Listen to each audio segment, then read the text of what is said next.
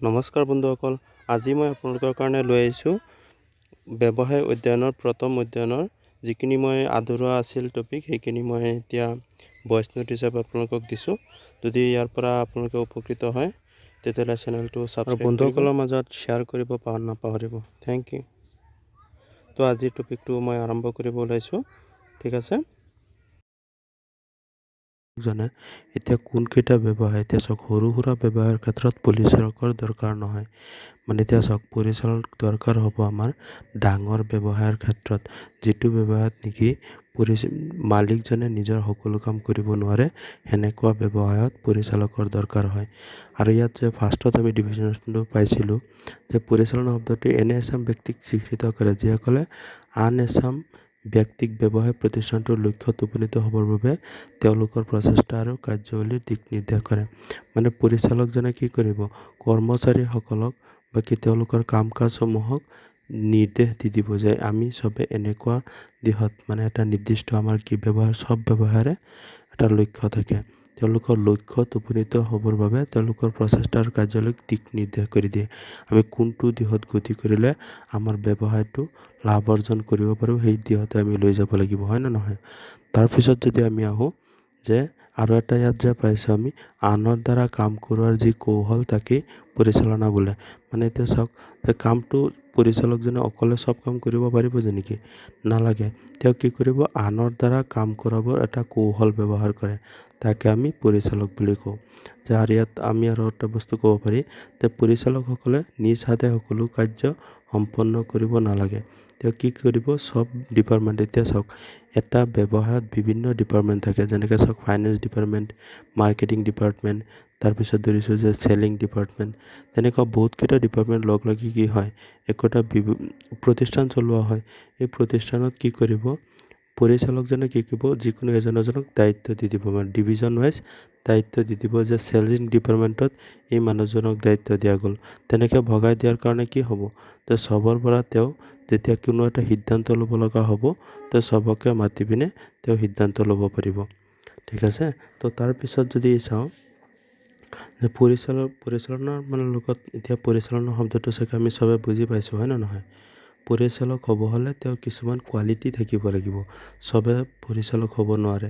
পৰিচালক হ'ব হ'লে তাতে যোনে নেকি আনক আদেশ দিব পৰা এবিলিটি থাকিব লাগিব, বাকী কোৱালিটি থাকিব লাগিব। তো এতিয়া পৰিচালক শব্দটোৰ গুৰু হিচাপে জনা যায় পিটাৰ এফ ড্ৰাকাৰ। তো এনেকুৱা কুৱেশ্যন আহিব পাৰে যে পৰিচালকৰ গুৰু কাক জনা যায়, পিটাৰ এফ ড্ৰাকাৰ। তেওঁ কৈছে যে পৰিচালনা হৈছে এটা বহুমুখী ব্যৱস্থা, যিটোৱে এটা ব্যৱসায়ক পৰিচালনা কৰে আৰু পৰিচালকক পৰিচালনা কৰে, কৰ্মী তথা তেওঁলোকৰ কাম কাজৰ পৰিচালনা কৰে। এইটো বহুত গুৰুত্বপূৰ্ণ বস্তু যে পৰিচালনা কি কৈছে, এটা বহুমুখী ব্যৱস্থা যিটোৱে এটা ব্যৱসায়ক পৰিচালনা কৰে। হয়, আমি গম পাইছোঁ এইমাত্ৰ, এই পৰিচালককো মানে ব্যৱসায়টো পৰিচালনা কৰিব আৰু পৰিচালকক পৰিচালনা কৰিব। যেনেকৈ মই এইমাত্ৰ এটা এক্সাম্পল দিছিলোঁ যে বিভিন্ন ডিপাৰ্টমেণ্ট থাকে আৰু প্ৰত্যেক ডিপাৰ্টমেণ্টত কি তেওঁ যেতিয়া ভগাই দিব দায়িত্ব, তাৰপিছত সেই গোটেইখিনি পৰিচালকক মানে বিভিন্ন বিভাগৰ মুৰব্বীসকলৰ তেওঁক পৰিচালনা কৰিব, মানে পৰিচালকজনে, মুখ্য পৰিচালকজনে। তাৰপিছত দিছে কৰ্মীসকল তথা তেওঁলোকৰ কাম কাজৰ পৰিচালনা কৰে, মানে যি আমাৰ কৰ্মচাৰী থাকিব তেওঁলোক বাকী আৰু তেওঁলোকৰ কাম কাজকো পৰিচালকজনে পৰিচালনা কৰিব। ঠিক আছে, তো তাৰপিছত আমি যদি চাওঁ যে পৰিচালকৰ বিষয়ে হেনৰি ফেয়লৰ কি কৈছে, হেনৰি ফেয়লে কৈছে যে পৰিচালনা হৈছে পূৰ্বানুমান কৰা, পৰিকল্পনা কৰা, সংগঠন কৰা, নিৰ্দেশ দিয়া, সমন্বয় সাধন কৰা আৰু নিয়ন্ত্ৰণ কৰা। তো পৰিচালক ব্যক্তিজনে কি কৰিব লাগিব, পূৰ্বানুমান থাকিব লাগিব, হয় নে নহয়। এটা প্ৰতিষ্ঠান যেতিয়া তেওঁ সুচাৰুৰূপে চলাব লাগিব তাৰ পূৰ্বানুমান কৰিব পৰা গুণ থাকিব লাগিব আৰু তেওঁ পৰিকল্পনা কৰিব পৰা হ'ব লাগিব। মানে পৰিকল্পনা, এতিয়া চাওক যিকোনো ব্যৱসায় আমি কোনটো দিশত গতি কৰিব লাগিব, লাভৰ দিশত গতি কৰিব হ'লে আমি এটা নিৰ্দিষ্ট ফাৰ্ষ্টত কি পৰিকল্পনা ভৰাই ল'ব লাগিব যে আমি কিমান বস্তু বিক্ৰী কৰিব লাগিব এই বছৰটোত, তেনেকুৱা এটা তেওঁ টাৰ্গেট ফাৰ্ষ্টতে বনাই ল'ব লাগিব। তাৰপিছত হৈছে সংগঠন কৰা। তেওঁ মানে কি এতিয়া চাওক পূৰ্বানুমান কৰিলে মানে ফৰকাষ্ট কৰিলে, তাৰপিছত প্লেন এটা কৰিলে, তাৰপিছত এইখিনি বস্তু তেওঁ অৰ্গেনাইজ কৰিব লাগিব, মানে চলাই নিয়াৰ গুণো থাকিব লাগিব। তাৰপিছত দিছে নিৰ্দেশ দিয়া, সমন্বয় সাধন কৰা আৰু নিয়ন্ত্ৰণ কৰা। এতিয়া তেওঁ অৰ্গেনাইজ কৰিলে মানে বস্তুটো প্ৰতিষ্ঠানটো স্থাপন কৰা গ'ল, তাৰপিছত তেওঁ কি কৰিব লাগিব, নিৰ্দেশ দিব পৰা হ'ব লাগিব। পৰিচালকজনে নিৰ্দেশ দিব লাগিব কৰ্মচাৰীসকলক, বাকী বিভিন্ন বিভাগৰ বিষয়ববীয়াসকলক তেওঁ নিৰ্দেশ দিয়া ক্ষমতা থাকিব লাগিব। তাৰপিছত সমন্বয় সাধন, এতিয়া বিভিন্ন বিভাগত যে আমি কাম ভগাই দিছোঁ, গোটেইকেইটা বিভাগৰ আমি কি হ'ব লাগিব, সমন্বয় সাধন কৰিব লাগিব। তাৰপিছত দিছে নিয়ন্ত্ৰণ কৰা, যেতিয়া আমি কোঅৰ্ডিনেট কৰিলোঁ মানে সমন্বয় সাধন কৰিলোঁ, তাৰপিছতে গোটেইখিনি বস্তু আমি কণ্ট্ৰল কৰিব লাগিব। তো আমি থোৰতে বুজি পাইছোঁ যে পৰিচালনা হৈছে যে এনে এজন ব্যক্তি যিসকলে নেকি কি কৰে, নিজে কাম নকৰি আনৰ হতুৱাই কাম কৰে, তাকে আমি কি বুলি ক'ম, পৰিচালক বুলি ক'ম। ঠিক আছে। তো তাৰপিছত যদি আমি আহোঁ, মই ইম্পৰ্টেণ্ট বস্তুখিনি ইয়াত আলোচনা কৰি যাম। এতিয়া আমি আহিম যে পৰিচালনাৰ কিছুমান আমি এতিয়া আলোচনা কৰিম পৰিচালনাৰ উদ্দেশ্য। তো উদ্দেশ্য কি থাকিব, তো পৰিচালক এজন হোৱাৰ লগে লগে আৰু চব বস্তু আমি মিনিঙতে চব বস্তু লুকাই আছে। তো মিনিঙত কি পাইছোঁ, যে পৰিচালকজনে নিজে কাম নকৰি আনৰ হতুৱাই কাম কৰি ব্যৱসায়ৰ নিজৰ উদ্দেশ্যত যেতিয়া উপনীত হ'ব পাৰিব, তাকে আমি কি বুলি কওঁ, পৰিচালক বুলি কওঁ। তো পৰিচালনাৰ উদ্দেশ্য কি কি হ'ব পাৰে। 1 নম্বৰ আছে সীমিত ব্যৱস্থাৰে অধিক প্ৰত্যাশা, maximum result in with minimum effort, মানে অতি কম সম্পদ ব্যৱহাৰ কৰি আমি যাতে বেছি ৰিজাল্ট পাব পাৰোঁ। এইটো পইণ্টত মই অকল পইণ্টকেইটা কৈ যাম। এতিয়া চাওক ইয়াত দিছে যে সীমিত ব্যৱস্থাৰে অধিক প্ৰত্যাশা, মানে আমাৰ কি, এতিয়া চাওক যে আমাৰ যেনেকৈ ধনৰ পৰিমাণ কম হয় নে নহয়, মূলধনৰ পৰিমাণ কম, আৰু তাৰপিছত ধৰি লৈছোঁ যে কৰ্মচাৰী কম, কিন্তু এইখিনি বস্তুৰে কম সম্পদ আমি কেনেদৰে আমি বেছি ফলাফল লাভ কৰিব পাৰি, বেছি লাভ আশা কৰিব পাৰি, সেইটো হৈছে পৰিচালনাৰ মুখ্য উদ্দেশ্য। তাৰপিছত হৈছে অধিক দক্ষতা, পৰিচালকজনৰ কি হ'ব লাগিব, অধিক দক্ষতা থাকিব লাগিব, যাতে আমি টকা পইচা যিখিনি ইউজ কৰিম মানে কেপিটেল, তাৰপিছত চাওক কেপিটেল, তাৰপিছত ধৰিছোঁ যে আৰু ধৰিলোঁ যে প্ৰতিষ্ঠানটোৰ সময়, তাৰপিছত ধৰিলোঁ প্ৰতিষ্ঠানটোৰ চেষ্টা, যাতে অপব্যৱহাৰ নহয়, যাতে আমি অধিক দক্ষতাৰে অধিক উৎপাদন কৰিব পাৰি তাৰ ক্ষমতা থাকিব লাগিব।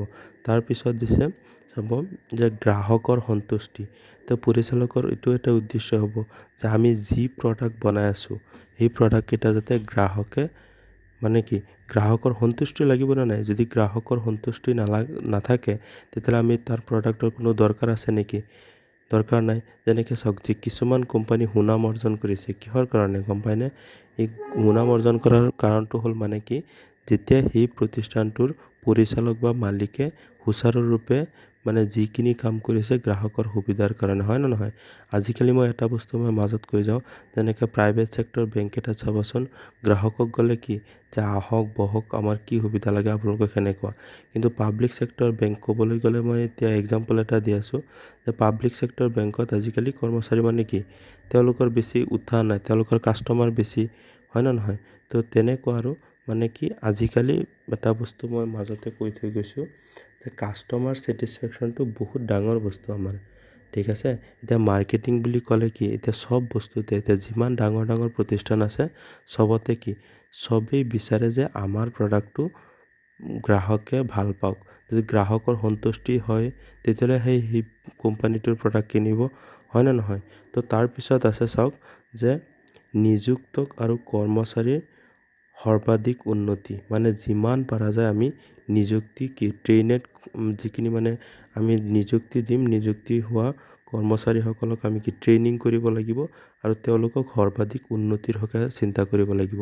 যেনেকৈ চাওক আজিকালি চৰকাৰে বহুত স্কিম লৈছে যে ষ্টেট গভমেণ্টৰ বা চেণ্ট্ৰেল গভমেণ্টৰ যে চেলেৰি ইনক্ৰিজ কৰে, কিহৰ কাৰণে কৰে, যদি সেইখিনি কৰা হয় তেতিয়াহ'লে কৰ্মচাৰীসকলে মনোযোগেৰে আৰু বেছি সেৱা দিব পাৰে, যাতে বাকী বেছি কাম দক্ষতাৰে সম্পন্ন কৰিব পাৰে, সেইকাৰণে কি দিব লাগে, তেওঁলোকক আমি কি সৰ্বাংগিক উন্নতি সাধন কৰিব লাগে। তো এইটো হৈছে এটা পৰিচালনাৰ উদ্দেশ্য। ঠিক আছে।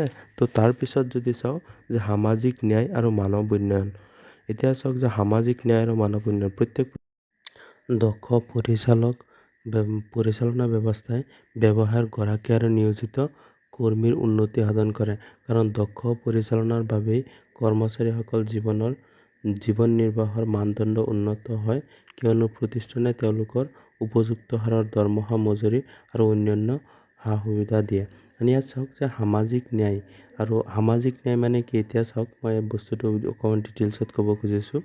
ইয়াত চাওক, যদি আমি কৰ্মচাৰীসকলক উপযুক্ত দৰমহা দিওঁ, তাৰপিছত তেওঁলোকক অন্যান্য সা-সুবিধা দিওঁ, তেওঁলোকে কি হ'ব? তেওঁলোকে মানে কি নিজৰ দায়িত্ব, এইটো আমাৰ কি প্ৰতিষ্ঠানৰ কাৰণে দায়বদ্ধতা পালন কৰা হ'ব, হয় নে নহয়? কাৰণ আৰু এটা বস্তু চাওক, এতিয়া চাওক মই ইয়াৰ এটা এক্সাম্পল দিব খুজিছোঁ। এক্সাম্পলটো হ'ল আজিকালি চাওক যে গভমেণ্টৰ যে ৰেলৱে ডিপাৰ্টমেণ্টৰ কৰ্মচাৰীসকলক কি থকাৰ কাৰণে ঘৰ দিয়া হয়, মানে এনেকৈ ঘৰ দিয়া হয়, তাৰপিছত উপৰঞ্চি বহুতখিনি সা-সুবিধা দিয়া হয়। এইখিনি কৰিলে কি হ'ব? আমাৰ সামাজিক যিটো দায়বদ্ধতা আছে, তো সেইখিনি প্ৰদান কৰা হ'ব আৰু তেওঁলোকক আমি উন্নতিৰ কাৰণে চেষ্টা কৰা হ'ব। আৰু এইটো কেতিয়া আমাৰ সাফল্য লাভ কৰিব পাৰিব? যেতিয়া নেকি আমি দক্ষ পৰিচালক এজনে প্ৰতিষ্ঠানটো পৰিচালনা কৰিব। তাৰপিছত আছে আমাৰ উন্নত কৰ্মী দল। তো উন্নত কৰ্মী দল মানে কি চাওক, মানে হ'ল যেতিয়া নেকি আমি যে আমাৰ প্ৰতিষ্ঠানটোৱে মানে পৰিচালনাৰ এটা অন্যতম উদ্দেশ্য হ'ব যে আমাৰ কৰ্মচাৰীসকলক যোনে যিটো কামত পাৰ্গত, সেইটো কামত আমাৰ কি তেওঁলোকক সেই কামটোৱে দিব লাগে, যোনে যিটো কাম ভালদৰে কৰিব পাৰে, নিজৰ দক্ষতাৰে কৰিব পাৰে। এতিয়া চাওক, সেইকাৰণে তেওঁলোকক আমি কি কৰিব লাগিব? কৰ্মচাৰীৰ দক্ষতা বৃদ্ধি, নতুন নতুন প্ৰযুক্তিবিদ্যা, কলা কৌশল আদি আমি অভ্যস্ত কৰি পাৰ্গত কৰা আৰু প্ৰশিক্ষণৰ ব্যৱস্থা কৰা ইত্যাদিবিলাক পৰিচালনাৰ অন্যতম উদ্দেশ্য। মানে কৰ্মচাৰীসকলক আমি কি উপযুক্ত ট্ৰেইনিং দিব লাগিব, হয় নে নহয়? তো উপযুক্ত যদি আমি ট্ৰেইনিং প্ৰদান কৰোঁ, তেওঁলোকে তেতিয়া সেইটো ফিল্ডত, মানে যোনে যিটো ফিল্ডত কাম কৰি আছে, সেইটো ফিল্ডত তেওঁ পাৰ্গতালিৰে কামখিনি সম্পন্ন কৰিব পাৰিব। ঠিক আছে? তো তাৰপিছত আমি আহিম যে পৰিচালনাৰ আৱশ্যকতা, যে পৰিচালনা কিয় প্ৰয়োজন, বুজি পাইছে? ইয়াত মানে আছামিজ মিডিয়ামত অকণমান বস্তু পৰিচালনাৰ আৱশ্যকতা, পৰিচালনাৰ গুৰুত্ব, মানে নিডছ, ইম্পৰ্টেঞ্চ বস্তু কিন্তু একেটাই হা। তো ইয়াত চাওক যে আমাৰ ফাৰ্ষ্টৰ আৱশ্যকতা হ'ব, মানে প্ৰয়োজন হ'বগৈ ব্যৱসায়ৰ লক্ষ্যত উপনীত হোৱা। প্ৰত্যেক ব্যৱসায়ৰ নিজা উদ্দেশ্য থাকে। ইয়াত চাওক মই এটা বস্তু কওঁ, আপোনালোকে যদি মেইন হেডিংটো বুজি পায়, অকণমান মনত ৰাখিব চেষ্টা কৰিব, তেতিয়া ভিতৰৰখিনি আপুনি নিজে বনাই লিখিব চেষ্টা কৰিব। সেইখিনি কৰিলে ভাল। তো ব্যৱসায়ৰ লক্ষ্যত উপনীত হোৱা, মানে ইয়াত আপুনি ক'ব পাৰে যে পৰিচালনাৰ আৱশ্যকতা হয় তেতিয়া যেতিয়া নেকি ব্যৱসায় এটা নিজৰ কি উদ্দেশ্য থাকেনে নাই। তো চব ব্যৱসায় বিচাৰে যে নিজৰ লক্ষ্যত উপনীত হোৱা, আৰু প্ৰত্যেক ব্যৱসায়ৰ লক্ষ্যত উপনীত হ'বৰ বাবে তেওঁলোকে সেইমতে কাম কাজ পৰিচালনা কৰিব লাগিব। কাৰণ পৰিচালনাই উৎপাদন আৰু উপাদানবোৰ সংগঠিত কৰে, ফলত তেনে উপাদানবোৰ ব্যৱহাৰৰ যোগেদি ব্যৱসায়ৰ লক্ষ্য আৰু উদ্দেশ্যত উপনীত হ'ব পাৰে। এতিয়া যে আমি ইয়াত কৈছোঁ লক্ষ্য, তো প্ৰত্যেক ব্যৱসায়ৰ লক্ষ্য কি থাকে? যাতে আমি ফলাফল, মানে কি যে আমি আমাৰ ব্যৱসায়টোত লাভৰ পৰিমাণ বঢ়াব পাৰোঁ, আৰু লোকচানৰ পৰিমাণ কেনেকৈ কমাব পাৰোঁ, আৰু কেনেকৈ আমি উন্নত মানৰ বস্তু গ্ৰাহকক দিব পাৰোঁ, আৰু গ্ৰাহকক কেনেকৈ আমি উপভোক্তাক মানে কেনেদৰে আমি ছেটিছফাই কৰিব পাৰোঁ, হয় নে নহয়? তো এইটোত লক্ষ্যত আহি যাব। তাৰপিছত 2 নম্বৰত হৈছে লক্ষ্য নিৰ্ধাৰণ। পৰিচালনাই কি কৰোঁ? পৰিচালনাৰ প্ৰয়োজনীয়তাত আমাৰ আৰু এটাত আহিব যে লক্ষ্য নিৰ্ধাৰণ কৰা, যে প্ৰত্যেক প্ৰতিষ্ঠানৰ কি থাকিব? এটা লক্ষ্য থাকিব, হয় নে নহয়? ফাৰ্ষ্টৰ পইণ্টত আমি পাইছোঁ। তো লক্ষ্য ঠিক কৰিব কাৰণে আমি কি কৰিব লাগিব? কাম কাজৰ মাজত আমি কি বিভাজন কৰিব লাগিব। বিভাজন কৰিলে আমি কি কৰিম? নিজৰ লক্ষ্যত আমি উপনীত হ'ব পাৰিম। এতিয়া চাওক এটা বস্তু, যদি নিৰ্দিষ্ট এটা লক্ষ্য নাথাকে, তেতিয়াহ'লে আমাৰ এতিয়া মানে কি যিকোনো ব্যৱসায় তাৰ ফলাফল কেতিয়াও ভাল কৰিব নোৱাৰে। তো ফাৰ্ষ্টত আমাৰ কি লাগিব? লক্ষ্য নিৰ্ধাৰণ কৰি লোৱা, যে আমি কিমানখিনি বস্তু উৎপাদন কৰিম আৰু কোনটো চেনেলৰ জৰিয়তে আমাৰ প্ৰডাক্টখিনি বিক্ৰী কৰিম। তেনেকুৱা ফাৰ্ষ্টত আমাৰ কি লাগিব? মানে সঠিক এটা আমাৰ লক্ষ্য লাগিব। ঠিক আছে? তো তাৰপিছত আমাৰ আৰু এটা বস্তু আছে সম্পদৰ প্ৰকাম্য ব্যৱহাৰ, মানে সম্পদৰ। এতিয়া চাওক যে আমাৰ প্ৰতিষ্ঠানটোত কি লাগে? মেচিন, মেটেৰিয়েল, কেপিটেল আৰু ইকুইপমেণ্ট, মানে আমাৰ কি মানুহৰ প্ৰয়োজন হ'ব। তাৰপিছত আমাৰ মেচিন লাগিব, কেঁচা সামগ্ৰী লাগিব, মানে মেটেৰিয়েল লাগিব, মূলধন লাগিব আৰু আহিলা পাতি লাগিব। তো এইখিনি বস্তু কি কৰিব যে প্ৰকাম্যভাৱে ব্যৱহাৰ, মানে প্ৰকাম্যভাৱে ব্যৱহাৰ বুজাইছে যিটো উপযুক্ত ব্যৱহাৰ কেনেকৈ কৰিব পাৰি, ঠিক আছে। সেইটো বস্তু কোনে কৰিব পাৰিব? দক্ষ পৰিচালকজনে। তো দক্ষ পৰিচালকজন যদি ভাল হয়, মানে দক্ষ পৰিচালক মানে কি, যদি পৰিচালকজনো যদি আমাৰ ভাল হয় তেতিয়াহ'লে তেওঁ সম্পদৰ পূৰ্ণ ব্যৱহাৰ কৰিব, মানে প্ৰকাম্য ব্যৱহাৰ কৰিব পাৰিব, ঠিক আছে। তো ইয়াত মই এটা বস্তু কৈ দিওঁ যে এই বিজনেছ ষ্টাডিত আপোনালোকে বস্তু বনাই লিখিব চেষ্টা কৰিব, অকণমান বুজি পঢ়িলে এইখিনি আপোনালোকে সুবিধা পাব। তো আৰু এটা বস্তু কওঁ যে কেইটামান পইণ্ট কমন হয় ইয়াত, যেনে সম্পদৰ প্ৰকাম্য ব্যৱহাৰ, কেনেকৈ আমি কম সম্পদ ব্যৱহাৰ কৰি আমাৰ লাভৰ পৰিমাণ বৃদ্ধি কৰিব পাৰি। এই দুটা পইণ্ট আপুনি মানে ধৰক প্ৰায়বিলাক আনচাৰতে আপুনি একে পাব, এই পইণ্টকেইটা প্ৰায় একে হয় নে নহয়। তো তাৰপিছত মই আৰু এটা কৈছোঁ পইণ্ট, সম্পদৰ সংহতি, ইণ্টিগ্ৰেশ্যন অফ ৰিচৰ্চেছ। সংগঠন এটাৰ কি লক্ষ্যত উপনীত হ'বৰ বাবে আমি কি কৰিব লাগিব? চব সম্পদ আমাৰ যি আছে সম্পদৰ ইণ্টিগ্ৰেশ্যন কৰি ল'ব লাগিব, মানে এটা সংহতিৰে চাগে বুজি পাইছে, মানে চব বস্তু মানে যাতে একে ৰীতিত থাকে। এতিয়া চাওক মই এটা বস্তু উদাহৰণ দিছোঁ, ইয়াত চাওক সম্পদৰ সংহতি মানে কি, আমাৰ মানৱ সম্পদ যিমান আছে চব ডিপাৰ্টমেণ্ট থাকেনে নাই, মানৱ সম্পদ ডিপাৰ্টমেণ্ট, তাৰপিছত ধৰিছোঁ যে প্ৰডাক্ট ডিপাৰ্টমেণ্ট। তো তেনেকুৱা গোটেইকেইটা ডিপাৰ্টমেণ্টত আমাৰ কি কোঅৰ্ডিনেট কৰি আমি কামখিনি সম্পন্ন কৰিব লাগিব। তাৰপিছত আছে আমাৰ ভোক্তাৰ চাহিদা, যে সুদক্ষ পৰিচালনাৰ দ্বাৰা ভোক্তাৰ আৱশ্যকীয় দ্ৰব্য আৰু সেৱাৰ সময়মতে সুলভ মূল্যত যোগান ধৰাত সহায় কৰে। এতিয়া চাওক যদি পৰিচালকজন দক্ষ থাকে তেতিয়াও গম পাব যে কোনটো সময়ত আমাৰ কিমান বস্তুৰ প্ৰয়োজন হ'ব আৰু কোনটো স্থানত আমি মাৰ্কেটিং কৰিলে, কোনটো স্থানত বস্তুখিনি বিক্ৰী কৰিলে আমাৰ লাভৰ পৰিমাণ বৃদ্ধি হ'ব। তো এইখিনি বস্তু সুদক্ষ পৰিচালকজনেহে কৰিব পাৰিব। আৰু আমাৰ কি হয়, এতিয়া মই এটা বস্তু মাজে কৈ যাওঁ, এইখিনি বস্তু আমি ডিটেইলছত জানিলে তেতিয়া আমি বনাই লিখাত আমাৰ সুবিধা হ'ব। এতিয়া চাওক মই এটা বস্তু উদাহৰণ ধৰিছোঁ, চাওক যে আমাৰ কাষ্টমাৰৰ কি হয়, কাষ্টমাৰৰ চাহিদা দিনে কি হয় উন্নত মানৰ হয়। সেইকাৰণেতো প্ৰতিষ্ঠানে কি কৰে, ৰিচাৰ্চ কৰিব লাগে যে কাষ্টমাৰে কোনকেইটা বস্তু বিচাৰে, কিয় বিচাৰে আৰু কোনখিনি ঠাইত বিচাৰে। এইখিনি বস্তু আমি জানিব পাৰিলেহে আমাৰ কি কৰিব পাৰি, আমাৰ কি যে প্ৰতিষ্ঠানৰ বস্তু বিক্ৰী বেছি হ'ব, বাকী আমাৰ লাভৰ পৰিমাণো তেনেদৰে বেছি হ'ব, ঠিক আছে। তাৰপিছত হৈছে কৰ আৰু ৰাজহ, যে সুদক্ষ পৰিচালনা ব্যৱহাৰ লাভ অৰ্জন কৰাৰ উপৰিও চৰকাৰক পৰিশোধ কৰিবলগীয়া কৰ আৰু ৰাজহৰ সময়ত পৰিশোধ কৰি দেশৰ ৰাজভঁৰাল টনকিয়াল কৰে। মানে ইয়াত চাওক কৰ আৰু ৰাজহ, মানে এতিয়া চাওক যে আমি এইটো বস্তু জানো যে কৰ কাটলৰ জৰিয়তে চৰকাৰে দেশখন চলায়, হয় নে নহয়। যেতিয়া নেকি সুদক্ষ পৰিচালকে ব্যৱসায়টো সুদক্ষভাৱে চলাব তেতিয়া কি হ'ব যে আমাৰ প্ৰতিষ্ঠানটোৰ লাভৰ পৰিমাণ বৃদ্ধি হ'ব। লাভৰ পৰিমাণ বৃদ্ধি হ'লে চৰকাৰে কি পাব, আমাৰ পৰা ৰাজহ ভালদৰে সময়মতে তেওঁলোকে পৰিশোধ কৰিব পাৰিলে কি চৰকাৰে পাই যাব, হয় নে নহয়। তো এইখিনি বস্তু। তাৰপিছত যদি চাওঁ যে স্পষ্ট কৰ্তৃত্ব আৰু দায়িত্ব, এজন সুদক্ষ পৰিচালকে কি কৰিব, তেওঁ দায়িত্ব আৰু কৰ্তব্য এইখিনি বস্তু ভগাই দিব। তাৰ মানে হ'ল যে যেতিয়া নেকি আমি কি কৰিম, আমাৰ ক্লিয়াৰভাৱে কৈ দিছোঁ যে অমুক ডিপাৰ্টমেণ্টত, যেনেকৈ ধৰিছোঁ চেলছ ডিপাৰ্টমেণ্টত এইকেইজন ব্যক্তি থাকিব, তাৰপিছত প্ৰডাকশ্যন ডিপাৰ্টমেণ্টত যিখিনি প্ৰডাক্ট বনায় সেই ডিপাৰ্টমেণ্টৰ মানুহক যে এইখিনি দায়িত্ব দিয়া গ'ল। তেনেকৈ যদি আমি দায়িত্ব ভগাই দিওঁ স্পষ্টভাৱে, তেওঁলোকে কি হ'ব, এটা নিৰ্দিষ্ট মানে কৰ্তৃত্ব প্ৰদান কৰি। এতিয়া এটা বস্তু কৰ্তৃত্ব মানে অথৰিটি আৰু দায়িত্ব মানে হৈছে ৰেচপনচিবিলিটি। আমি যদি কৰ্তৃত্ব প্ৰদান কৰোঁ মানে কি, পৰিচালকজনে কি কৰে, চব কামটো নিজে কৰিব নোৱাৰে, হয় নে নহয়। মানে বিভিন্ন বিভাগৰ হেডক, মানে যিকোনো বিভিন্ন বিভাগৰ, মানে এতিয়া ধৰিছোঁ যে ৰাজহ বিভাগ, তাৰ মানে ফাইনেন্স ডিপাৰ্টমেণ্ট, তাৰপিছত দিছোঁ প্ৰডাকশ্যন ডিপাৰ্টমেণ্ট।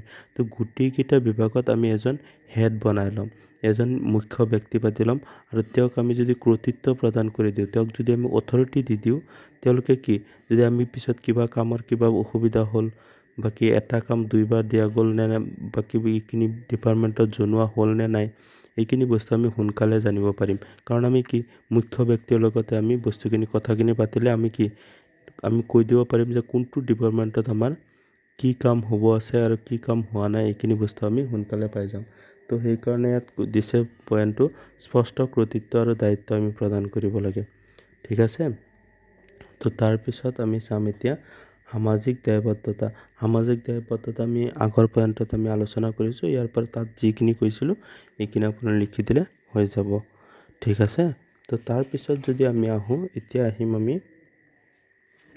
এটা গুৰুত্বপূৰ্ণ বস্তুত মই যিকেইটা বস্তু বেছি ইম্পৰ্টেণ্ট সেইকেইটা বস্তু ইয়াত আলোচনা কৰিম যে পৰিচালনাৰ বৈশিষ্ট্য বা পৰিচালনাৰ প্ৰকৃতি এতিয়া চাওক ইয়াত ফাৰ্ষ্টৰ পইণ্টত দিছে পৰিচালনা এক উদ্দেশ্যধৰ্মী কাৰ্য আমি ইয়াত আচলতে এটা বস্তু মই কৈ যাওঁ যে এইখিনি বস্তু আমি অলপ বস্তু চাবচোন মিল আছে গৈ আমাৰ পৰিচালনা আৱশ্যকতাৰ লগত তেনেকৈ আপুনি মিলখিনি ওলাই ল'ব তেতিয়া আপোনালোকৰ কি আনচাৰ প্ৰায় একে হ'ব বুজি পাইছে আনচাৰ প্ৰায় একে অলপ চলপ মানে ইফাল সিফাল আৰু তো পৰিচালনা এক উদ্দেশ্যধৰ্মী কাৰ্য আমি গম পাইছোঁ যে পৰিচালনা কি এইটো বস্তু আমি এনেকৈ পাইছিলোঁ যে এক নিৰ্দিষ্ট লক্ষ্য থাকে হয় নে নহয় ইয়াত ফাৰ্ষ্টত আপোনালোকে লাগিলে চাই ল'ব শুনি পিনে যে কি পাইছিলোঁ যে ব্যৱহাৰ লক্ষ্যত উপনীত হোৱা ইয়াত দিছে যে পৰিচালনা এক উদ্দেশ্যধৰ্মী কাৰ্য মানে পৰিচালনা এটা উদ্দেশ্য মানে নিৰ্দিষ্ট লক্ষ্য থাকে আৰু নিৰ্দিষ্ট লক্ষ্য থাকিলেহে আমি মানে পৰিচালকসকলে কি কাম কৰাত আমি সুবিধা পাম আৰু নিৰ্দিষ্ট যদি লক্ষ্য নাথাকে নিৰ্দিষ্ট যদি লক্ষ্য আৰু উদ্দেশ্য একে বস্তু যদি নিৰ্দিষ্ট যদি আমাৰ লক্ষ্য বা উদ্দেশ্য নাথাকে তে ব্যৱসায় এটা কেতিয়াও ভাল ফলাফল দেখাব নোৱাৰে ঠিক আছে তো তাৰপিছত আছে পৰিচালনা এক দলীয় কাৰ্য তো এই বস্তুত মই কৈছিলোঁ আগতেও যে পৰিচালক এজনে গোটেই কাম কৰিব নোৱাৰে তেওঁ কি কৰিব আৰু তেওঁ মই শব্দটো তাত লগাব নোৱাৰে তাৰ পৰিৱৰ্তে তেওঁ ক'ব যে আমি এইখিনি কাম কৰিছোঁ সেইখিনি কাম কাক ক'ব পাৰে মালিকক ক'ব তেওঁ কেতিয়াও মই বুলি নকয় ঠিক আছে তো পৰিচালক এজন মানে কি হৈছে দলীয় কাৰ্য মানে এটা নিৰ্দিষ্ট দল গঠন হৈ সেইখিনি কাৰ্য সম্পাদন কৰিব পাৰে কাৰণ গোটেইখিনি কামটো পৰিচালক এজনে কৰিব নোৱাৰে হয় নে নহয় তো তাৰপিছত হৈছে পৰিচালনা হৈছে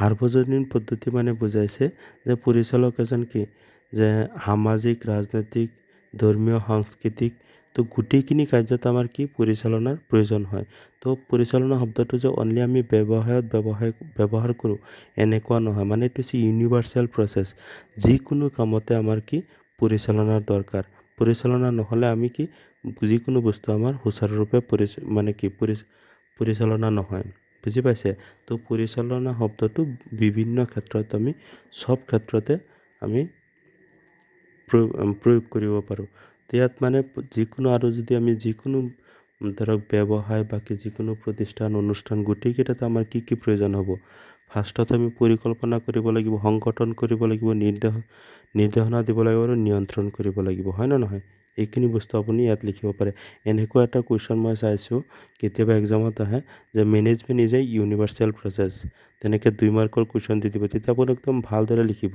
যে পৰিচালনা হৈছে যে এনে এটা শব্দ অনলি যে ব্যৱসায়ত ব্যৱহাৰ হয় এনেকুৱা শব্দ নহয় আমি যিকোনো প্ৰতিষ্ঠান যেনেকৈ সামাজিক ৰাজনৈতিক ধৰ্মীয় সাংস্কৃতিক বিভিন্ন ধৰণৰ বিভিন্ন অনুষ্ঠান প্ৰতিষ্ঠানত আমি ব্যৱহাৰ কৰিব পাৰি ঠিক আছে তো সেইকাৰণে তাৰপিছত আমি আৰু এটা লাইন ক'ব পাৰি যে প্ৰত্যেক প্ৰতিষ্ঠান অনুষ্ঠানতে আমাৰ কি প্ৰয়োজন হয় যে পৰিচালনাৰ কিছুমান কাৰ্যাৱলী আছে যে মানে সেই কাৰ্যকেইটা আমাৰ প্ৰয়োজন হয় যেনেকৈ চাওক যে প্ৰত্যেক প্ৰতিষ্ঠান যিকোনো প্ৰতিষ্ঠান কৰিব গ'লে আপোনাৰ ফাৰ্ষ্টত কি প্ৰয়োজন হ'ব পৰিকল্পনা মানে প্লেনিং তাৰপিছত আমাৰ কি প্ৰয়োজন হ'ব সংগঠন অৰ্গেনাইজেশ্যন লাগিব তাৰপিছত নিৰ্দেশনা তাৰ ডিৰেকশ্যন তাৰপিছত লাগিব আমাৰ কণ্ট্ৰল মানে নিয়ন্ত্ৰণ তো এই গোটেইখিনি মানে গোটেই বিশ্বৰ আমি যিকোনো কাম কৰিব যাওঁ তো পৰিচালনা শব্দটো সবতে আমাৰ প্ৰয়োজন হ'ব সেইকাৰণে আমি লাষ্টত আমি কৈ দিম গতিকে যে পৰিচালনা কাৰ্যটো হৈছে এটা সাৰ্বজনীন পদ্ধতি বা সাৰ্বজনীন কাৰ্য যিটো নেকি আমি যিকোনো প্ৰতিষ্ঠানত এই পৰিচালনাৰ প্ৰয়োজন হয় অনলি কিন্তু ব্যৱসায়ত সীমাবদ্ধ নহয় এইখিনি বস্তু যদি কৈ দিয়ে অকণমান বঢ়াই আৰু পাৰিলে এটা এক্সাম্পল দি দিব ঠিক আছে এক্সাম্পল আপুনি এনেকৈ দিব পাৰিব যে পৰিচালনা শব্দটো ধৰি লৈছোঁ যে কোনোবা আমি সামাজিক প্ৰতিষ্ঠান এটা পাতিম বা কি সামাজিক অনুষ্ঠান এটা কৰিব যাওঁ, তাতো চাবচোন আমাৰ কি ফাৰ্ষ্টত কি প্ৰয়োজন হ'ব, তাত আমি লগাব লাগিব যে প্ৰতিষ্ঠানটোৰ প্ৰেচিডেণ্ট এজন লাগিব, তাৰপিছত ছেক্ৰেটাৰী এজন লাগিব, হয় নে নহয়? আৰু গোটেইখিনি কাম সুচাৰুৰূপে পৰিচালনা কৰিবৰ কাৰণে আমাৰ কি হয়, পৰিচালকৰ প্ৰয়োজন হয়। ঠিক আছে, তো আপোনালোকে ভালদৰে বস্তুখিনি বুজিব পাৰিছে, আৰু বুজি যদি পোৱা নাই তেতিয়াহ'লে মোক কমেণ্টত জনাব। তো তাৰপিছত হৈছে পৰিচালনা অনুভৱ কৰিব পাৰি কিন্তু নেদেখি। হয়, অভিয়াছলি হয় যে মেনেজমেণ্টটো যে আছে, পৰিচালনাক আমি কি চুব পাৰি নেকি? অকল আমি অনুভৱ কৰিব পাৰি, অনুভৱ কৰি আমি কাম কৰিব পাৰি। ই অদৃশ্যমান, বুজি পাইছে? যেনেকৈ উদাহৰণস্বৰূপে ক'ব পাৰি যে কোনো এটা প্ৰতিষ্ঠানত পৰিচালনাটো ভাল নে বেয়া, সেইখিনি আমি বস্তু দেখিলেই ক'ব পাৰি। এতিয়া চাওক, যদি কোনো এটা প্ৰতিষ্ঠানৰ চাওক যে বস্তুৰ কোৱালিটি ভাল, তাৰপিছত প্ৰাইচো বেছি নহয়, তাৰপিছত সেই কোম্পানীটোৰ ধৰক সুনাম আছে, তো তেনেকুৱা প্ৰতিষ্ঠানৰ আমি ওপৰত যদি এইখিনি বস্তু চাইছোঁ, তো তাৰ দ্বাৰা গম পাম তাৰ পৰিচালকজন এজন সুদক্ষ পৰিচালক। ঠিক আছে, তো তাৰপিছত হৈছে পৰিচালনা গৰাকীৰ পৰা পৃথক, মানে management is A different from ownership. এটা বস্তু মই কৈ দিওঁ ইয়াত চাওক, যে পৰিচালক আৰু গৰাকী মানে অ'নাৰ, দুয়োজন ব্যক্তি বেলেগ বেলেগ। গৰাকী কোন গৰাকী, মানে এতিয়া চাওক গৰাকী মানে কি, অ'নাৰ কোনজন, যিজনে ব্যৱসায় প্ৰতিষ্ঠানটো বনাইছে, হয় নে নহয়, যোনে প্ৰতিষ্ঠানটো আৰম্ভ কৰিছে। আৰু পৰিচালকজন হৈছে মানে এনে এজন ব্যক্তি যিজনে নেকি প্ৰতিষ্ঠানৰ সকলো দায়িত্ব সামৰি ল'ব লাগে, আৰু যদি কিবা লাভ হয় লোকচান হয় চব বস্তু মালিকক ক'ব লাগে। যদি কিবা লোকচান হয় এইখিনি বস্তু কিন্তু পৰিচালকজনে মালিকজনক ক'ব লাগে। তো এইখিনি বস্তুৰ ডিফাৰেঞ্চটো মই আলোচনা কৰিম বাৰু পিছত। তো তাৰপিছত চাওক যে পৰিচালনা এটা বহুমুখী বিষয়। তাৰ মানে হ'ল যে আজিকালি মানে আধুনিক যুগত পৰিচালনাটো অকল যে ব্যৱসায়ত প্ৰযোজ্য সেনেকুৱা নহয়, যে বাণিজ্য, অৰ্থনীতি, সমাজ বিজ্ঞান, মনোবিজ্ঞান আদি বিভিন্ন বিষয়ৰ লগত পৰিচালনা বিষয়টো আজিকালি জড়িত হৈ আছে। কাৰণ পৰিচালকৰ ছাত্ৰ এজনে বিজ্ঞান, অভিযান্ত্ৰিক, হিচাপ ৰক্ষণ, অৰ্থনীতি ইত্যাদি বিভিন্ন বিষয় অধ্যয়ন কৰিবলগীয়া হয়। মানে পৰিচালকসকলে যে অকলে আপুনি যে ধৰি লৈছোঁ যে এটা ছাবজেক্ট পঢ়িলে হৈ যাব এনেকুৱা নহয়, আপুনি বিভিন্ন জ্ঞানৰ তাত প্ৰয়োজন হ'ব। ঠিক আছে, তো তাৰপিছত আমি এটা বস্তু পাম এতিয়া, যে পৰিচালনা অদৃশ্যমান। পৰিচালনাক আমি দেখিব নোৱাৰোঁ, মানে এনেকুৱা যে চুব নোৱাৰোঁ, তাৰপিছত দেখিব নোৱাৰোঁ, অদৃশ্যমান বা অস্পৰ্শনীয়। এতিয়া চাওক, মানে ইয়াত চাওক যে ইয়াৰ কোনো বাহ্যিক ৰূপ নাই, কিন্তু পৰিচালনাৰ ফলাফলক আমি বাৰ্ষিক ক্ৰয় বিক্ৰয়, লাভ লোকচান, উৎপাদন, সুনাম আদিৰ বিচাৰ কৰিব পাৰোঁ। যে পৰিচালনা কি ভাল নে বেয়া, এইখিনি বস্তু আমি কেনেকৈ গম পাম? মই অলপ আগতে কৈছিলোঁ যে আমি কেনেকৈ গম পাম যে ব্যৱসায়টোৰ লাভৰ পৰিমাণ কেনেকুৱা, তাৰপিছত বস্তুৰ কোৱালিটি কেনেকুৱা, এইখিনি গোটেই বস্তুৰ জৰিয়তে আমি গম পাব পাৰি যে প্ৰতিষ্ঠানটোৰ যে আমাৰ পৰিচালকজন কেনেকুৱা হ'ব। কিন্তু এইখিনি বস্তু আমি অনুমানহে কৰিব পাৰোঁ, অনুভৱহে কৰিব পাৰোঁ, কিন্তু আমি চুব নোৱাৰোঁ বা দেখা পাব নোৱাৰি। ঠিক আছে, তো তাৰপিছত মই আৰু এটা বস্তু আলোচনা কৰি দিছোঁ যে পৰিচালনা বহুদিশযুক্ত। Management is a multi dimensional. মানে মাল্টি ডিমেনশ্যনেল মানে কি, মাল্টি ডিমেনশ্যনেল বুজাইছে পৰিচালনাৰ দিশ বহুতো হ'ব পাৰে, বহু দিশৰ হ'ব পাৰে। ইয়াত আপোনালোকৰ কিতাপত চাব 3টা দিশ দিয়া আছে, যে পৰিচালনা এটা কাম। তাৰ মানে হ'ল যে পৰিচালনা এটা কাম মানে বুজাইছে শব্দটোৱে যে পৰিচালনাৰ কাৰণে কি আমাৰ এটা যিকোনো সংগঠন লাগিব। ধৰি লৈছোঁ যে কোনো এটা ফেক্টৰী, তাৰপিছত ধৰিছোঁ এটা চিকিৎসালয়, বা এটা ধৰিছোঁ কাপোৰ দোকান। তো প্ৰত্যেক প্ৰতিষ্ঠানত কি হ'ব আমাৰ, আৰু প্ৰত্যেক প্ৰতিষ্ঠানৰ লক্ষ্য আৰু উদ্দেশ্য বেলেগ বেলেগ থাকিব, আৰু এই লক্ষ্যত উপনীত হ'বৰ বাবে আমাৰ কিহৰ প্ৰয়োজন হ'ব, সুদক্ষ পৰিচালকৰ।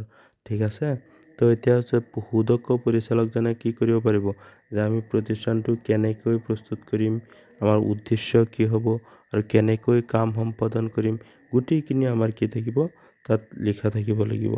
ঠিক আছে, আৰু গোটেইখিনি কাম কোনে সম্পাদন কৰিব, পৰিচালকজনে। ঠিক আছে, তো তাৰপিছত আমি যদি চাওঁ মানুহক পৰিচালনা কৰা, যে পৰিচালকজনে কি কৰিব। এতিয়া পৰিচালকজনে গোটেই কাম নিজে সম্পাদন কৰিব নোৱাৰে, হয় নে নহয়?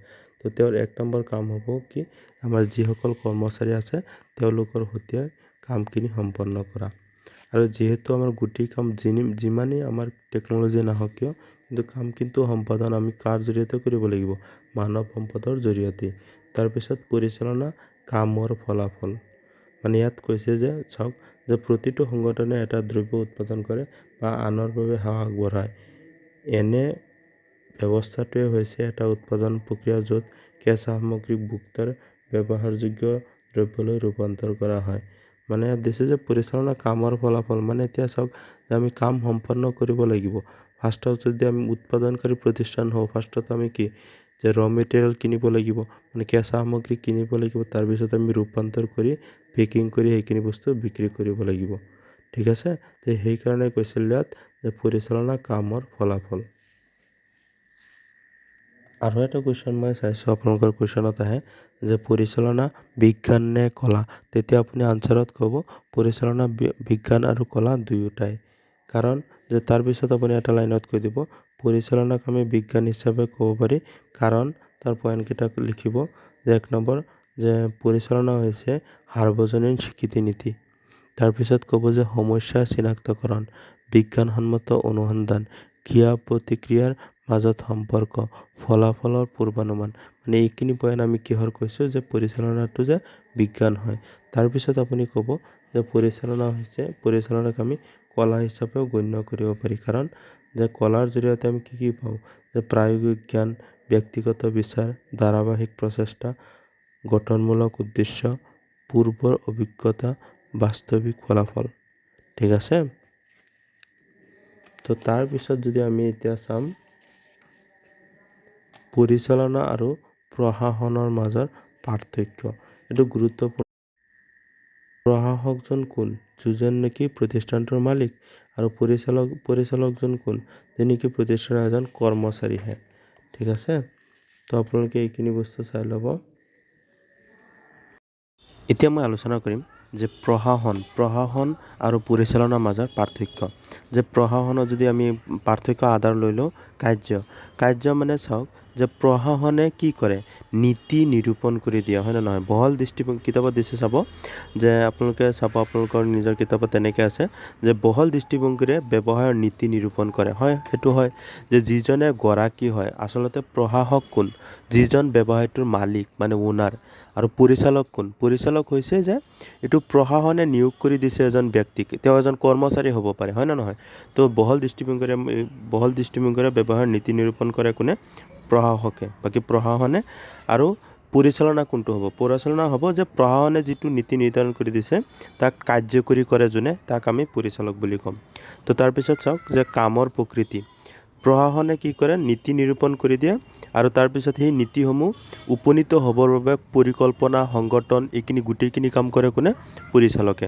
ঠিক আছে, তাৰপিছত যদি স্তৰ হিচাপে আমি চাওঁ, স্তৰ হিচাপে পাম যে প্ৰশাসকগৰাকীজন উচ্চ স্তৰৰ লগত ব্যৱসায়ৰ জড়িত, উচ্চ স্তৰৰ কৰ্মচাৰী মানে বিষয়া যিসকল হ'ব সেইকেইজনক আমি কি প্ৰশাসনীয় কাম কাজ বুলি ক'ম। আৰু উচ্চ স্তৰত কিন্তু পৰিচালকৰ কাম কম, মানে পৰিচালনাৰ দায়িত্ব কম থাকে উচ্চ স্তৰত, আচলতে বেছি দায়িত্ব থাকে পৰিচালকৰ নিম্ন স্তৰত। ঠিক আছে, তো এইখিনি চাগে বুজি পাইছে। মই আকৌ বাৰু কৈ দিছোঁ যে উচ্চ স্তৰত প্ৰশাসনীয় কাম কাজৰ বেছি হয়, কিন্তু তাৰপিছত আমি যদি কওঁ পৰিচালনাৰ ক্ষেত্ৰত নিম্ন স্তৰৰ কাৰ্যকাৰী বেছি হয় পৰিচালনীয় কাম কাজসমূহ। ঠিক আছে, তো তাৰপিছত আহোঁ যে মালিকী স্বত্ব। তো আমি এইটো বস্তু মই আগতেও কৈছোঁ যে প্ৰশাসন শব্দটোৱে কি বুজায়, প্ৰতিষ্ঠানৰ মালিকক বুজায়। আৰু মালিকী স্বত্ব হিচাপে আৰু যদি ইফালে পৰিচালকক বুজাওঁ, যে পৰিচালক হৈছে যে প্ৰশাসনগৰাকীৰ এজন কৰ্মচাৰীহে, তেওঁ নিয়োজিত কৰ্মচাৰী। ঠিক আছে, তো তাৰপিছত চাওক ব্যৱহাৰৰ ক্ষেত্ৰত আপোনালোকে পাব যে প্ৰশাসন শব্দটোৱে অব্যৱসায়িক অৰ্থত বহুলভাৱে ব্যৱহাৰ হয়, যেনে চৰকাৰী বিভাগ, নেতা দল, সাংস্কৃতিক সামাজিক আদি অনুষ্ঠানবিলাকত। প্ৰশাসন শব্দটো অব্যৱহাৰিক অৰ্থত বহুলভাৱে সূচায়। আৰু চাওক যে মানে কি প্ৰশাসন শব্দটো মানে কি জানে ডাঙৰ ডাঙৰ প্ৰতিষ্ঠান ইয়াত যেনেকৈ কৈছে যে চৰকাৰী বিভাগ এতিয়া চৰকাৰী বিভাগৰ মুৰব্বী এজন থাকে ন কিন্তু বহুত কৰ্তৃত্ব থাকে এতিয়া চাওক মই যদি বেংকৰ ক্ষেত্ৰত আহোঁ এতিয়া চাওক বেংকৰ ক্ষেত্ৰত এতিয়া ব্ৰাঞ্চ ছিষ্টেমত চলি আছে হয় নে নহয় কিন্তু তেওঁলোকৰ প্ৰত্যেক ব্ৰাঞ্চতে কি মেনেজাৰ থাকে কিন্তু এই মেনেজাৰতে থাকে তাৰ ফাৰ্ষ্টত উচ্চস্তৰীয় কিছুমান আমাৰ হেৰি থাকে ধৰি লৈছোঁ যে জোনাল ছিষ্টেমত ধৰি লৈছোঁ যে এতিয়া চাওক যে অসমত কি যে অসমৰ যিমান এতিয়া ধৰিছোঁ ষ্টেট বেংককে মই কৈ লৈছোঁ যে ষ্টেট বেংকৰ কি যেতিয়া গুৱাহাটী যিটো ব্ৰাঞ্চ আছে এইটো কি হ'ব আমাৰ ষ্টেটৰ কাৰণে ষ্টেটৰ যি বস্তু হ'ব তো ষ্টেটৰ হেড অফিচে এইটোখিনি চাব আৰু ষ্টেটৰ গোটেইকেইটা ষ্টেটৰ মিলি পিনে তাৰপিছত কি তেওঁলোকৰ মুখ্য অফিচ আৰু এটা থাকিব হয় না নহয় মুখ্য অফিচে তাৰপিছত ষ্টেটৰ কেইটা চাব তেনেকুৱা আৰু ঠিক আছে তো তাৰপিছত চাওক যে পৰিচালনা শব্দটোৱে সৰু সুৰা ব্যৱসায়ৰ ক্ষেত্ৰত সৰু বৰ মানে কি সৰু হ'ব পাৰে ডাঙৰ হ'ব পাৰে তেনেকুৱা ব্যৱসায়ত আচলতে পৰিচালনা শব্দটো ব্যৱহাৰ কৰা হয়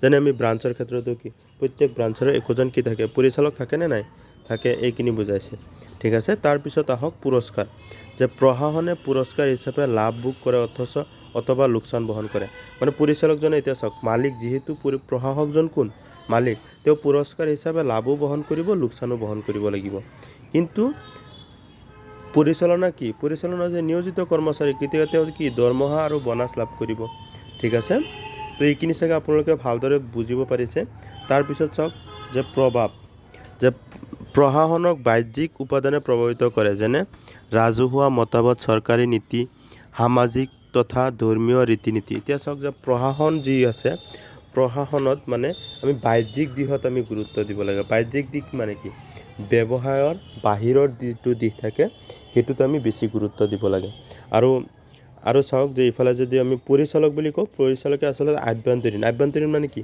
যে আমি কিদৰে পৰিকল্পনা কৰিব লাগিব কেনেকৈ বস্তু উৎপাদন কৰিম ক'ৰ পৰা বস্তু আনিম তাৰপিছত আমাৰ কৰ্মচাৰীক কেনেকৈ প্ৰশিক্ষণ দি আমাৰ বস্তু উৎপাদন বেছি কৰিব পাৰি তো এই আভ্যন্তৰীণ দিশত গুৰুত্ব দিব পৰিচালকজনে ঠিক আছে তো তাৰপিছত চাব আচলতে ইয়াত কেইটা পাইছোঁ তো 6-7টামান পঢ়িছোঁ এইখিনি হ'লে হৈ যাব আৰু মুখ্য কাৰ্য মই এটা লাষ্টত কৈ দিছোঁ মুখ্য কাৰ্য পৰিকল্পনা আৰু সংগঠনে হৈছে মুখ্য কাৰ্য আৰু কৰ্মচাৰীক প্ৰণোদিতকৰণ আৰু নিয়ন্ত্ৰণ কৰাটোৱে হ'ল মুখ্য কাৰ্য মানে প্ৰশাসকজনে কি কৰে মানে পৰিকল্পনা কৰিব আৰু সংগঠন কেনেকৈ আমি গঠন কৰিম এইবিলাক গঠনমূলক কাম এইবিলাক কোনে কৰিব হয়তো পৰিচালক তাত হাত থাকিব পৰিচালকৰ কিন্তু এইবিলাক দিশ পৰামৰ্শ কোনে দিব যিজনে বনাব প্ৰতিষ্ঠানটো হয় না নহয় তো মুখ্য কাৰ্যৰ ভিতৰত পৰিব প্ৰশাসনৰ তাৰপিছত যদি আমি চাওঁ ইফালে পৰিচালকে কি কৰিব যে কৰ্মচাৰীক প্ৰণোদিতকৰণ কৰিব যাতে ভালদৰে কামখিনি কৰিব পাৰে আৰু তেওঁলোকক নিয়ন্ত্ৰণ কৰাৰ কাৰ্যটো কোনে সম্পাদন কৰিব পৰিচালকজনে ঠিক আছে তো এইখিনিৰ পৰা চাগে আপোনালোকে বস্তুখিনি বুজিব পাৰিছে তো তাৰপিছত আমি এতিয়া আহিম যে পৰিচালনাৰ বিভিন্ন স্তৰ এতিয়া চাওক পৰিচালনাৰ বিভিন্ন স্তৰ বুলি ক'লে মেনেজমেণ্ট আমি 3 প্ৰকাৰৰ গম পাওঁ 3টা স্তৰ আছে মূলত ঊৰ্ধ্বতম স্তৰ মানে top level management middle level management আৰু হৈছে আমাৰ অপাৰেশ্যনেল মেনেজমেণ্ট বাকি লোৱাৰ লেভেল মেনেজমেণ্ট ঠিক আছে তো এইখিনি বস্তু মই আলোচনা কৰিম আৰু এটা ভিডিঅ' মই লৈ আহিম সেইটো ভিডিঅ'ত তো আজিলৈকে মই এইখিনিতে এৰিছোঁ থেংক ইউ আৰু আপোনালোকে ভিডিঅ'টো লাইক কৰিব আৰু শ্বেয়াৰ কৰিব নাপাহৰিব